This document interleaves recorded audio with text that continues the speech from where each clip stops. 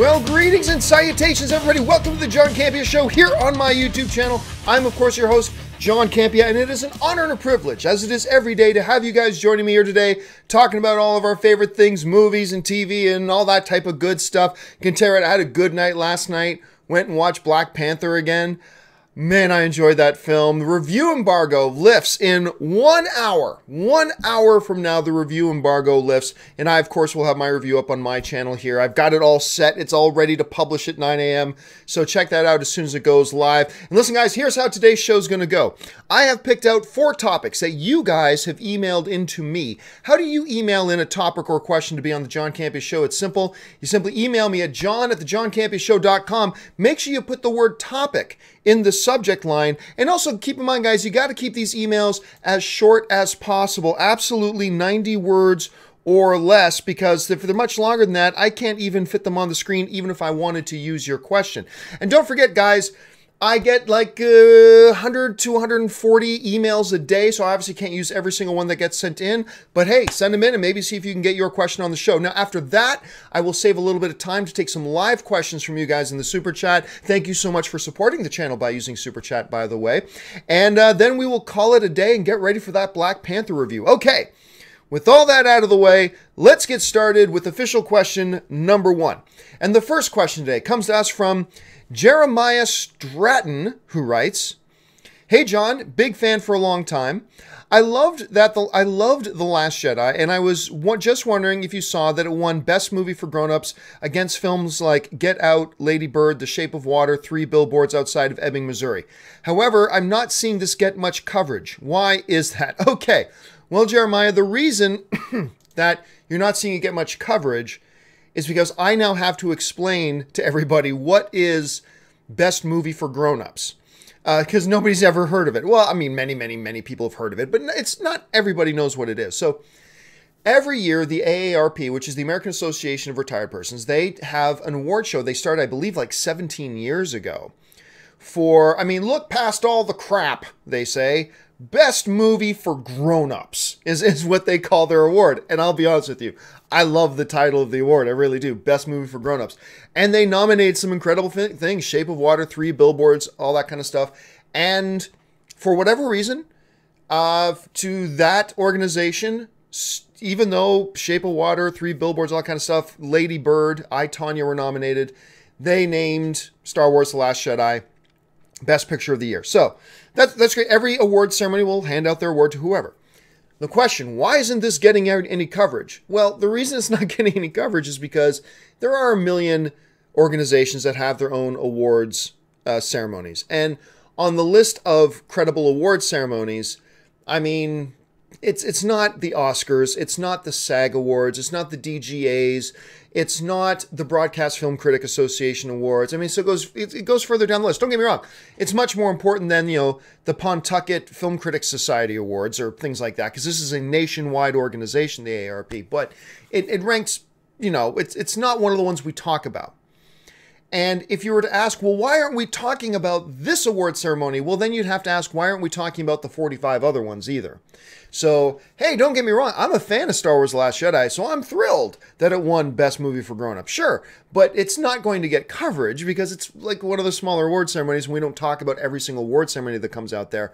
That's why it's not getting coverage. That's why I don't blame anybody for not giving it coverage. That's why, aside from your question, I'm not giving it coverage. I mean, hey, kudos to the movie for winning. That's great. But, I mean, it's not the Oscars.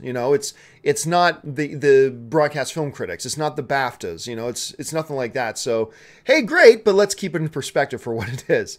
All right, thanks a lot for the question, man. Next question up today comes to us from Matt Haley, who writes, "Hey, John, huge fan." Thank you so much, Matt. "With the marketing for Fallen Kingdom being that's Jurassic World Fallen Kingdom, being so badly received thus far, how much of a drop-off do you think this movie will suffer in the box office relative to its predecessor? I think this has the potential to be a franchise killer." All right, well, what Matt is talking about here is that we now have had 2 trailers for Jurassic World Fallen Kingdom. And much like film itself, how good or bad trailers are is a matter of subjective opinion. While I did like Jurassic World, the first Jurassic World movie, I really quite enjoyed it. I was not happy with the first trailer they dropped that this shot is from. Why they put that shot in the trailer is still beyond me. I mean, this is literally a spoiler shot because it's a spoiler for a scene, because they set up this scene where the ball stops rolling, Chris Pratt's there, this dinosaur looks like it's about to eat him, and then they reveal that the T-Rex comes in and saves Chris Pratt. Why would you reveal that in the trailer? Anyway, whatever. So the first trailer was not so great. The second trailer now comes out. It's Super Bowl. And honestly, at first, I thought it was a fake trailer.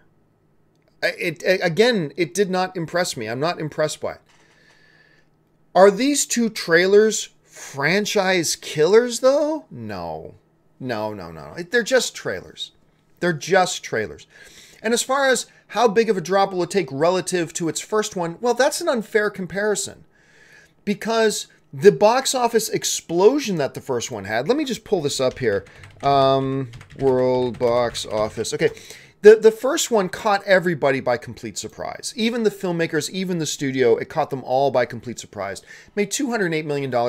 It's completely unfair to this movie to compare it to the really perfect storm results that the first one got. Because look, the first one made $208 million opening weekend. That's insane. So let's say this movie comes out and opens to $120 million. That's a great opening. But there are going to be some people, yeah, well, the last Jurassic World movie made $208 million opening weekend. Oh, okay, so are you going to compare every movie that opens to the $208 million that Jurassic World had? Because if not, then you're being stupid. I mean, just take its opening and judge it on itself. For a movie that's costing probably around $150, $170 million to make, I'm not sure what the production budget is in the movie. If it opens to about $120, $130 million, that's fantastic. That's great. If it opens to like $160 million, wonderful. Throw parties. I just think it's odd to me that we as people have this tendency to hold success against somebody. You know, and for example, we saw that with with Star Wars Last Jedi, right? Biggest box office film of the year. Nothing else beat it. It won the gold medal. But what people then want to try to do to fit their narrative is they take the success of Star Wars and use it against Star Wars. Because, okay, oh yeah, it was the #1 box office film of the year. Okay, I guess we can't attack it there. Oh, but it didn't do as good as the last Star Wars movie. Well, yeah, but the last Star Wars movie is one of the biggest box office hits of all time. Is that the measuring stick now? And I feel the same with Jurassic World. Look, two trailers are just two trailers. Two trailers are not going to kill a franchise, all right? I'll be honest with you. I didn't think the trailers to the first Jurassic World were all that great. I thought they were good, but I didn't think they were all that great. And look what happened with that one. It just knocked it out of the park. So let's not make the measuring stick of how well Jurassic World Fallen Kingdom does the previous Jurassic Park movie. Because that was a perfect storm of great circumstances, and it was a total surprise hit. Let's not now make that the measuring stick. Make the measuring stick, how well does it do against other films opening this year? That's your measuring stick. So I just think we're being a little bit unfair. And I agree, I don't like the trailers that I've seen so far, but I don't think it's going to kill the movie. It's not going to, trailers are not going to be a franchise killer. So let's just pump the brakes on that a bit, and let's see how the movie does when it opens. All right, let's move on to the next question. And the next question today comes to us from Julieanne Sousa, who writes, "Hey John, stumbled across your show a few months ago and enjoyed it immensely." Well, thank you so much, Julieanne. It being Oscar season, I was thinking about the year Return of the King won 11 Academy Awards. I didn't appreciate it at the time since I was just a kid, but now I realize just how rare of a thing it is for any movie, let alone a fantasy blockbuster type film, to do that well. What do you think was behind Return of the King winning across so many categories? Yeah, look, Return of the King, no other film in history has ever won more Oscars than Lord of the Rings Return of the King. 11 is the mark. No film has ever won more than that. And so it's pretty, and it won the Academy Award in every single category it was nominated for. It was nominated for 11 Oscars. It won 11 Oscars. And really fascinating, it wasn't nominated for any acting Academy Awards. It was just seen as such an ensemble piece. The Academy couldn't just like pick out an actor from it to do it, which is fine, totally fine. But had it won any of those, then it would have been 12 or 13. Anyway, so it was nominated for 11 categories, won 11 categories. It is hyper rare. Hyper rare. It's only happened 3 times in history. And never has a film been nominated that many times and swept every category it was in. Look, I make this argument, and there are still people to this day who will argue with me till we are both blue in the face. And that's fine, because all film is subjective. But my belief is this. From a perspective of filmmaking technical excellence, Lord of the Rings: Return of the King is the greatest achievement when you consider all the disciplines that go into making a film. I believe Return of the King is the single greatest achievement in filmmaking history. Now, notice I didn't say it's the best film in history, but when you're talking about all the disciplines, remember, it was swept across 11 categories. When you talk about all the disciplines, cinematography, directing, writing, makeup, costume, sound mixing, sound design, this, that, all these various disciplines that go into making a film, and you get one film that was perceived by its peers as the best that year in all of those disciplines, I believe you have a hard time making an argument against proclaiming Lord of the Rings: Return of the King the single greatest achievement in filmmaking history when you're considering all the disciplines that go into it, that it peaked and won in all those disciplines across the board. It's a rare achievement that I don't think we're ever going to see happen again, like ever. So, Julieanne, I'm really glad that you are recognizing how special that was. You know, sometimes when you're watching a sporting event, you guys know I'm a big sports guy, but when you're watching a sporting event, and like, I remember being a kid and I knew a couple things. Wayne Gretzky. I'm really lucky to be alive right now to watch what Wayne Gretzky is doing, because I don't think we're ever going to see this happen again. I remember as a kid thinking, wow, we're really lucky to be alive right now with Michael Jordan doing what he's doing, because I don't know we're ever going to see anything like this again. It's, and I get that feeling with Tom Brady now in football. It's 17 seasons, goes to 8 Super Bowls, 2 Super Bowl MVPs, 3 league MVPs, every record in the book. We're never going to see anything like this again. We're never going to see anything like this again. And I think we need to learn to take a step back and appreciate that in movies as well. Like when the Academy Awards come around, and watch for these special moments, because I think Return of the King, Lord of the Rings: Return of the King was one of those special moments that I think a lot of us should have taken a step back and go, whoa, we are watching this happen, because this will never happen again. I don't think we're ever going to get a film that gets 11 or more nominations that sweeps all of them. I don't think it's ever going to happen again. It's so difficult when you consider how many hundreds and hundreds of movies get released every year for your film to be deemed the best by all of those disciplines. So rare, never happens, and will probably never happen again. And so I'm really glad, Julieanne, that you're taking a step back to take a breath and appreciate just how amazing that is, because I think we all should. All right, let's move on now to the next question, the final emailed in question of the day. And this one comes to us from Bryce Evans, who writes, "Hey, John, love your videos." Thank you so much, man. I really appreciate that. Do you think that the new Solo trailer has shown enough to ease fans' tension about the film?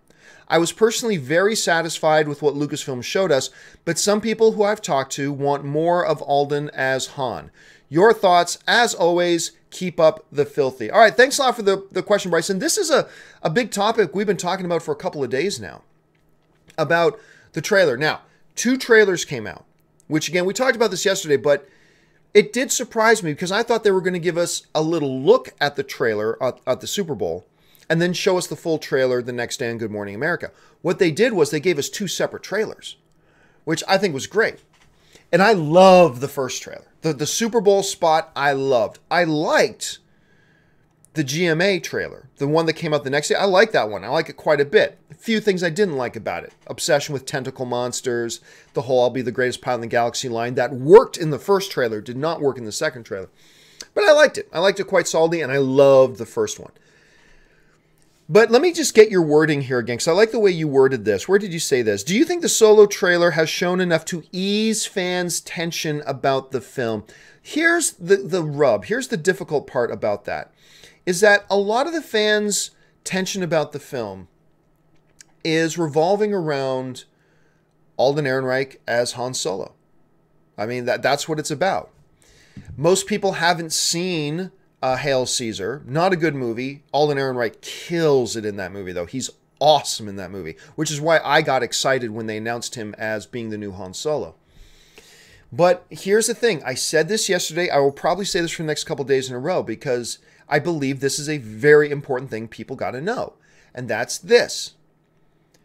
There is nothing they could have shown us in this trailer, 1 to 2 minute trailer, that was going to set everybody at ease unless Alden Ehrenreich just came out and did a cheap Harrison Ford impersonation. And I remember, like, the last couple of days, there are 2 guys in particular online who do fabulous Harrison Ford impersonations. But I was really disheartened to see people think, oh, that's what we need. We just need somebody who can do a good Harrison Ford impersonation. And all these tweets I get from people saying, oh, John, they should have cast this guy who has no acting resume, but he just does a great Harrison Ford impersonation. And like, that would get really tired really fast. And I think no matter what they did in this trailer, unless they showed Alden Ehrenreich doing his best Harrison Ford impersonation, people weren't going to be happy.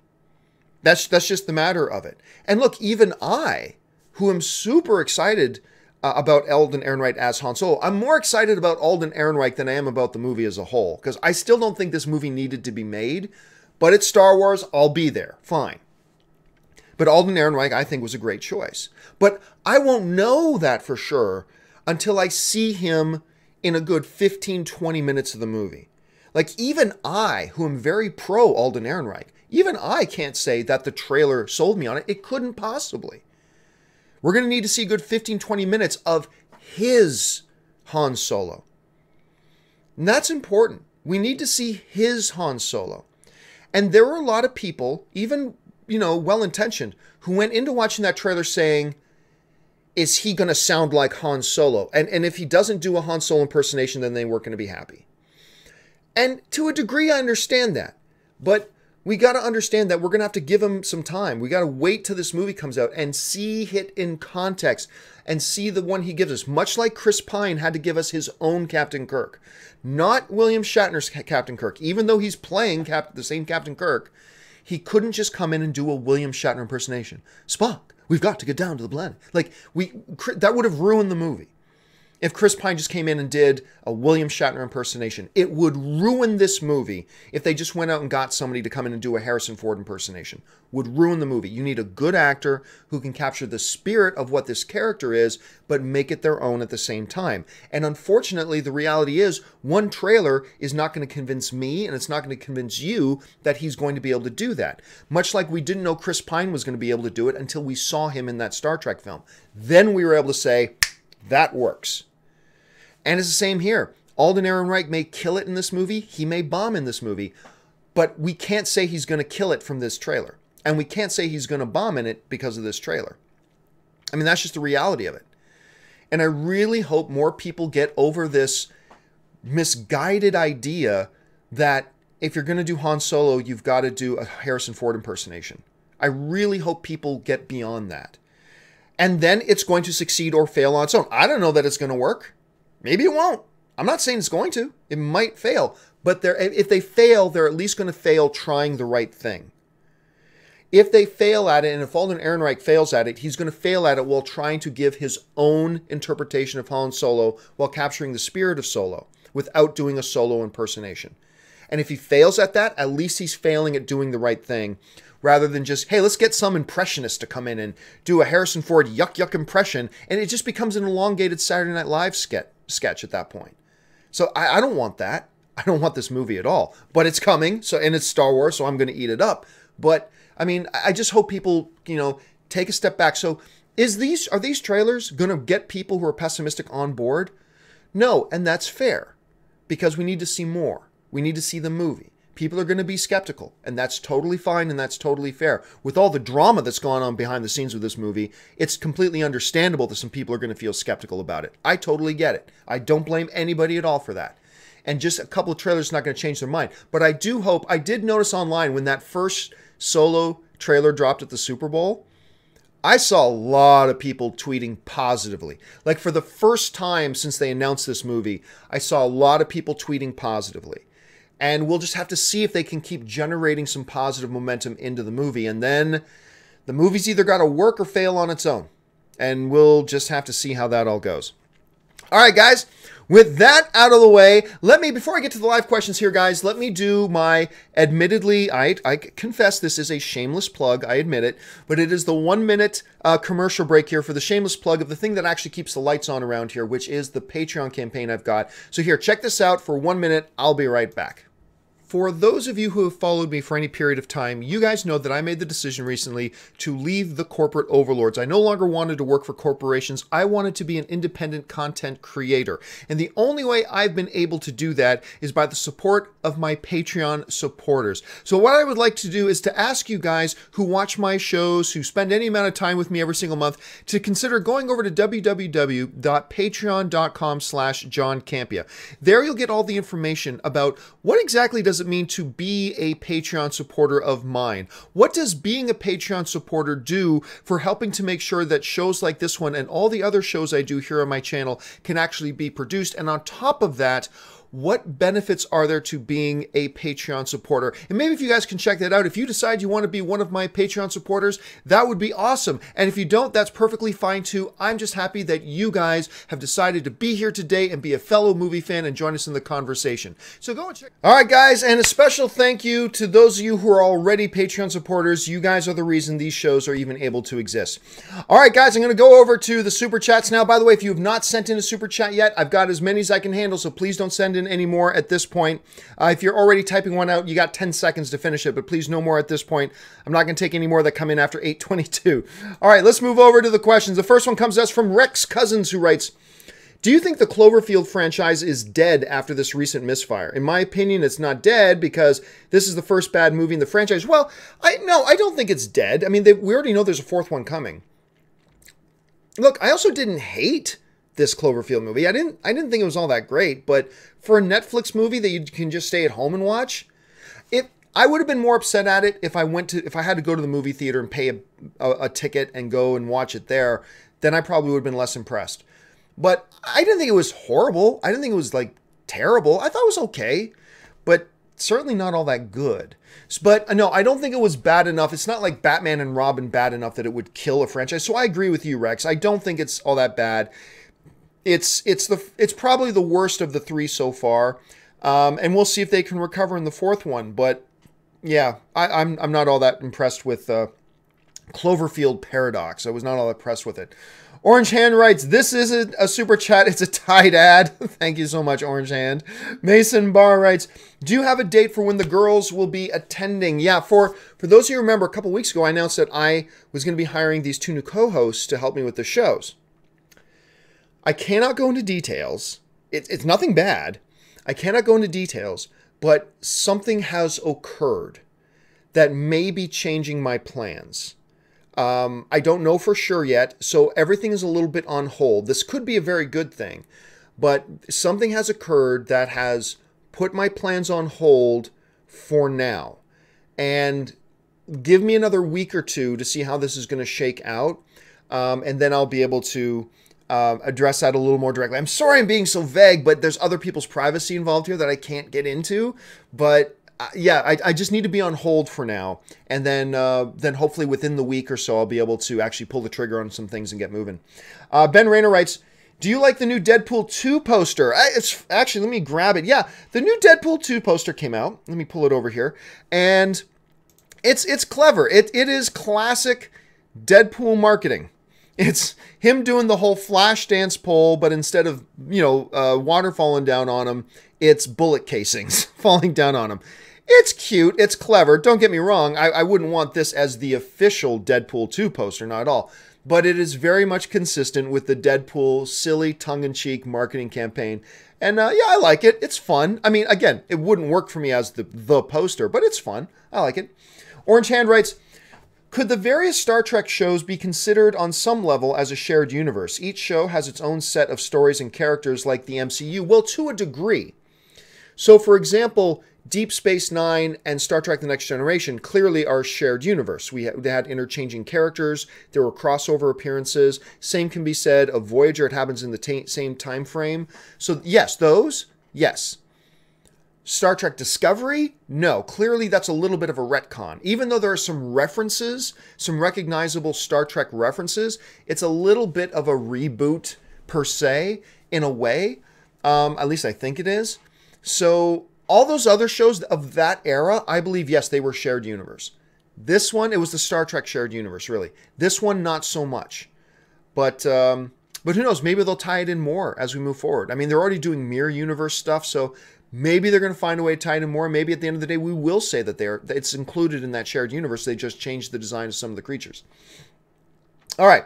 We move on now to Matt Painter, who writes, hey, John, just wondering if you've seen The Babadook by Jennifer Kent.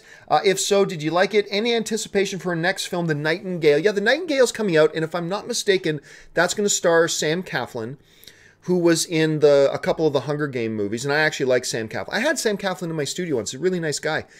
I like The Babadook. I didn't like it quite as much as some other people, but I thought it was a solid film. And I'm certainly looking forward to The Nightingale, partially because I think Sam is a really good, solid actor who just hasn't had the right opportunity to show off his chops yet. But yeah, I'm digging it. I'm looking forward to it very much. Thanks for putting that on people's radar, Matt. Chris Miner writes, favorite Jim and Dwight prank? Oh my gosh. I think maybe my favorite, it's certainly not the most elaborate, but when Jim just started completely impersonating Dwight. Bears beat Star Trek, or whatever what the line was. That to me, there's so much about The Office. It's either The Office or Seinfeld that are the single greatest sitcoms of all time. It's either The Office, and I'm one of those rare people that I know a lot of people like say, well, the English version of The Office was even better. I disagree. I actually think the North American version of The Office surpassed the British version of The Office. I really do. I think it did. And it's arguably that or Seinfeld are the greatest sitcoms of all time. And certainly the Jim and Dwight prank stuff were always highlights. But I think it's the one when Jim was impersonating Dwight that got me the best. Chris Miner writes, favorite NBA team? Mine is the San Antonio Spurs. Well, I have through the years, like I have my favorite all time. And then through the years, I have different favorite teams right now. My favorite team all time is the Boston Celtics. Because as a little kid, when I started watching basketball, it was the era of Larry Bird, Dennis Johnson, Danny Ainge, Kevin McHale, Robert Parrish. I mean, it was that era that just like, it was amazing watching that team play. And so they've always kind of stayed my team. They're not always my favorite team at the moment, but, 20 years from now, I'll still be saying my favorite all-time team is the Boston Celtics. I'm a big LeBron James fan. I mean, just amazing that no matter where that guy goes, he wins. And he makes their team win, even when the team around him is horrible. So right now, I follow the Cleveland Cavaliers a lot. And I also really, not bandwagoning. The Golden State Warriors are not one of my favorite teams, but I got to confess, they're one of my favorite teams to watch play. Because that's a damn entertaining team to play. I mean, the collection of talent on that team is stupid good. So not one of my favorite teams, but definitely one of my favorite teams to watch play, for sure. Britt Bratt writes, it's my birthday. I cannot wait for your review. I can't wait for my review, too. I'm looking forward to putting it up. It goes up in a half hour. And happy birthday, Britt, by the way. Next question. Daryl Best Wadley writes, I know you said there's no benefit to non-assigned seating theaters, but what about price? I live in Queens and assigned seating costs $6 more. Okay, first of all, I have not seen assigned seating increase the price where I live. I've seen a theater tear out all the old seats, put in leather recliners, like motorized leather recliners with surround sound, and make it assigned seating, and then the price goes up. But that had more to do with the changing of the seats. I don't know why where you live, assigned seating costs $6 more. Where I live, like in the AMC Burbank 16 where I am, in their normal theaters, the price was like $12.75 when it was just go in and find your own seat. And when they changed it to pre-assigned, it still stayed $12.75. So I can't speak to that other than, are the theaters that have pre-assigned seating more increased viewer experience theaters, like with bigger screens, better sound systems, better recliners, better seats? That might have to do with it. But where I live, the pre-assigned seating hasn't added anything to the cost. So I can't speak to where you live. All I can speak is from where I live. Folsom53 writes, can you get AMC Stubs point using a Cinemia card? Yes, because, and technically, as long as they don't catch you, you can with MoviePass too. Because guess what, AMC? If I am bringing you, and I'm responsible for bringing you the full purchase price of the ticket, I'm collecting my Stubs points. All right? That's what I think about your new little terms of service. Anyway, as far as AMC's computer systems are concerned, when you buy a movie ticket with either a MoviePass card or a Cinemia card, you're buying it with a MasterCard. It's just a MasterCard credit card. So it collects the money, and since you're giving AMC that money, you get Stubs points. So yes, you can. Just make sure you buy your tickets online or buy your tickets at the kiosk, because they might have their teenager working behind the counter. They might have given him instructions that if people use a MoviePass or Cinemia, don't give them Stubs points. So just bypass that person, buy them online or buy them at the kiosks. I love AMC. I do. I love AMC. My favorite movie theater chain. They still are. I have a warm place in my heart for AMC. But my brothers and sisters at AMC, whom I love, you are wrong.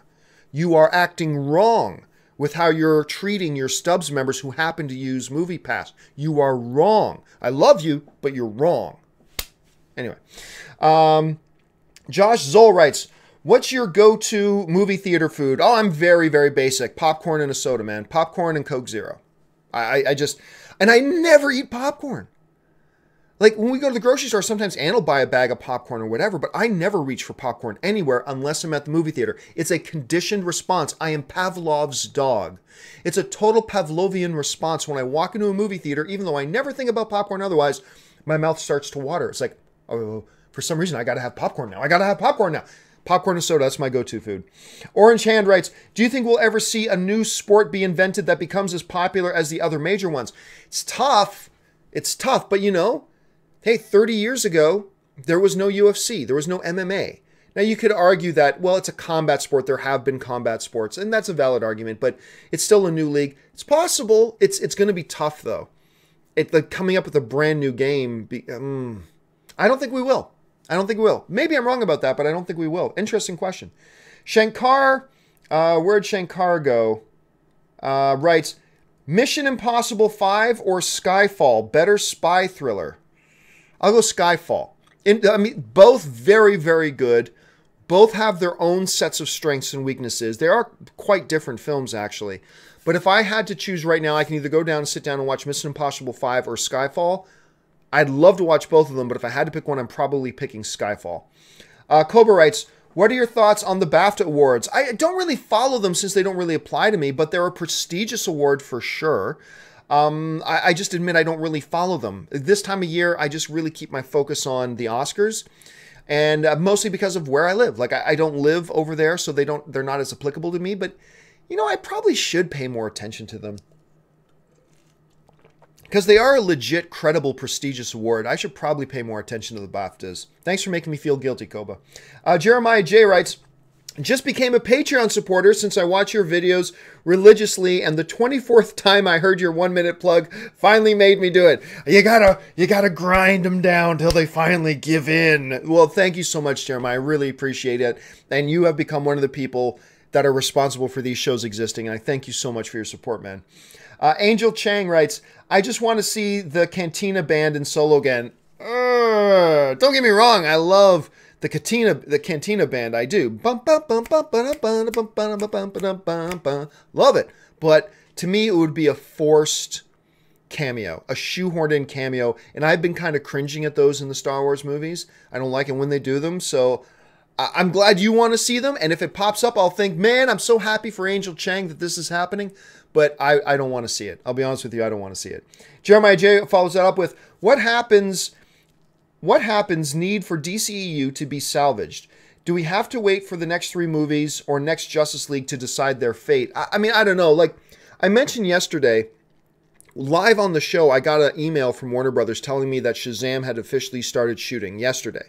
They got in front of cameras and started shooting the movie. So that's coming. We know Aquaman's coming. And we know Wonder Woman 3 is coming. To me, they're just digging their hole deeper. But who knows? I mean, look, I love Zach Levi. Love Zach Levi. I'm thrilled that he got the role in Shazam. I really like the director they've got on Shazam, the same guy who directed Lights Out. I'm looking forward to the movie. So maybe it'll kill it. Maybe Aquaman will kill it. Maybe they can start to turn things around. I still think the right thing for them to do would have been to reboot.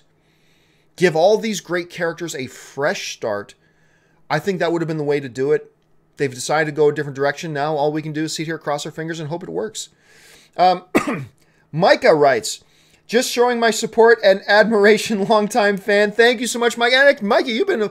Actually, I reckon your name pops up a lot, man. You've been there with me for a really long time. Glad to see your name there, man.